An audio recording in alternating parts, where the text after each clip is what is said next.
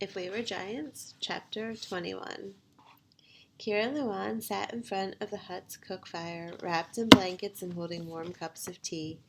Maham brought them hot strips of meat. Kira was so achy and tender that her body felt like one big bruise, but a full belly and the safety of home were helping her feel like herself again. "Thank you so much," she said, as Maham placed 2 more strips of meat on her plate. "You're welcome, dear." Maham leaned in and whispered to both of them. "I kept him at bay as long as I could. Said you needed to heal up and rest, but I'm afraid he will be back soon with some serious questions." Luan nodded. "We know. It's okay. Thanks, Mother." She gave them both a kiss on the forehead. Tears in her eyes, she stood up as Loba entered the hut, all business. "We need to discuss this further."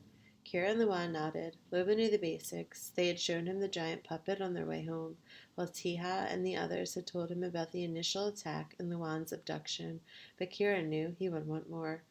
Loba removed his cloak and hung it up. He sighed heavily and sat down in front of the kids.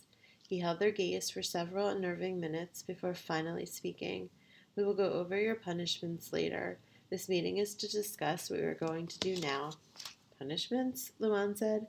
His finger gingerly circled the burns in his chest, perhaps a visual reminder that he'd been punished plenty already. Loba wasn't having it. "Going to the river? Going across the river? Sneaking off with your friends to work on secret projects? Bringing unwanted attention to our forest home? Attacking an armed group of men unprovoked?" He shook his head wearily. "Were you trying to break every rule you could possibly think of?" "But, Father, I was only trying to help." "This is my fault, Loba," Kira said. "The punishments should be entirely mine." Loba shifted his head, his hard stare toward her. "But before that, I need you to listen to me," she said. "Really listen. We need to prepare for what's coming. Children do not tell their elders to listen." His voice had gone quiet and calm again, which Kira found deeply unsettling. She was shaking inside, but pressed on. "I'm sorry, Loba. I mean no disrespect, but you heard what that hunter said before he left. He will be back. They will be back." "It's the same thing he told me when I was captured," Luan added. "He said they were going to bring more men back here." "I can confirm it's true," Kira said quietly. She studied the floor. Loba looked back and forth between the two of them before settling his gaze on Kira. "And how do you know that?" She took a deep breath. "Because—" her voice faltered. It was the one thing to remember to admit it to herself, but it was quite another to say it out loud. Luan slipped his hand into hers, gave it an encouraging squeeze. "Because these are the same people who took over my first home before I came here. I escaped, but they—" A tear spilled down her cheek. "No one else made it out." Mayhem slipped over and put her arms around Kira's shoulders. Luan continued to squeeze her hand. Even Loba reached out and patted her affectionately. They all sat that way for a while, holding Kira and letting her cry it out before she was able to collect herself. Finally, she shook her head and spoke again. "We can't let that happen to anyone here. We should leave immediately, to try and convince the rest of the tree folk to do the same. I know it won't be easy, but we can do our best." "Leave?" Maham said. "Where will we go?" Luan asked. Loba was studying Kira. "Why have you not talked about these people before?" "Hush, Loba," said Maham. "Can't you see the poor thing is—" "It's okay," Kira said. "It's a reasonable question." She took another deep breath. "I was trying desperately not to think about it. I blocked it out. Remembering my family, it was just too much." "And we understand, dear." Maham squeezed her shoulders again. Loba was still looking intently at her. "Can you tell us why they attacked your people? Anything that would help us make a plan moving forward?" Kira swallowed hard. She was absolutely certain that a full confession would be the best way to handle this moment, and yet she couldn't do it. Couldn't bear for this family to turn on her, be repulsed by her. So she shrugged and quietly said, "I don't know. They just showed up one day. Our people were caught unprepared. I was lucky to escape." She shivered all over. "I'm telling you, we should pack up and leave right now." "I hear what you're saying, Kira, but even if we decide to do that, we would not need to leave today. The rainy season will last for several months, and while it's here, no strangers will be crossing that river." I know, but as soon as the water's lower, they will come, and we will be helpless. Luan scoffed. What's all this talk about running? Didn't you see them falling all over themselves to get away from our giant? What we need is an army of giants. He smacked his fist into the wooden floor. We'd fight them so hard they would never return. You know, that's impossible, Kira said. Please don't get me wrong. I am so grateful for what you and your friends did, but the only reason it worked is because you caught them by surprise. When they come back, they'll be ready, and they won't be afraid. Loba shook his head. She's right. Use your sense, boy. It took you and your friends over a week to build that thing, and it didn't even have a body. You would need hundreds of people all working from sunrise to sundown to build enough of those things to stand up to a real army.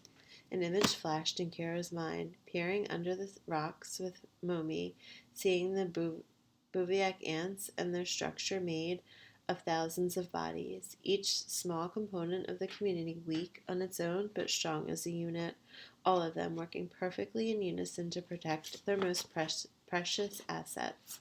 She looked around at each member of the family. But we do have hundreds of people. Loba wrinkled his brow. What do you mean? Kira made a sweeping gesture with her arm, indicating the forest all around the hut. The tree folk. This affects all of them. Instead of warning them and telling them to leave the forest, we could ask them to help build an army of giants. Luan jumped in, and we could make them even better. It was Tiha's idea to make the arm into the weapon, right? Well, she had lots of other amazing plans, but we just didn't have enough time to do all of them.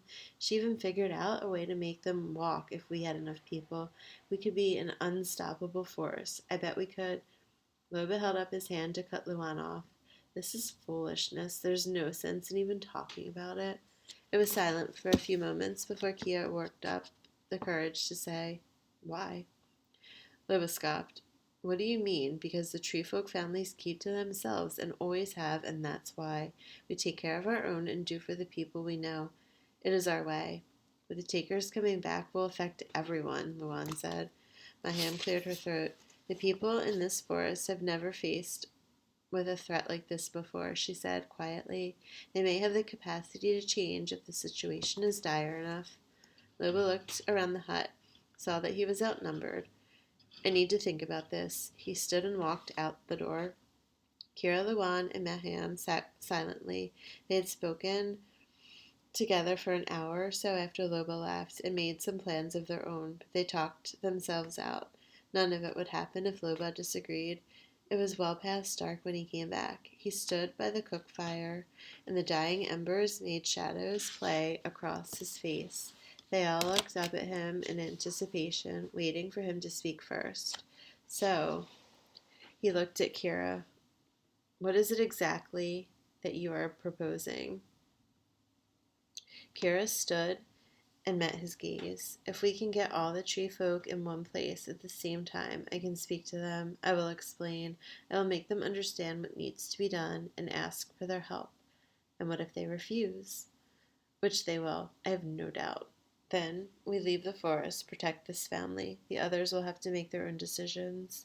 Lobus dropped his head and ran his fingers through his hair for several moments. At last he looked back up. And how will we gather everyone? My friends and I can do it, Luan said. We'll start in the morning and go from tree to tree.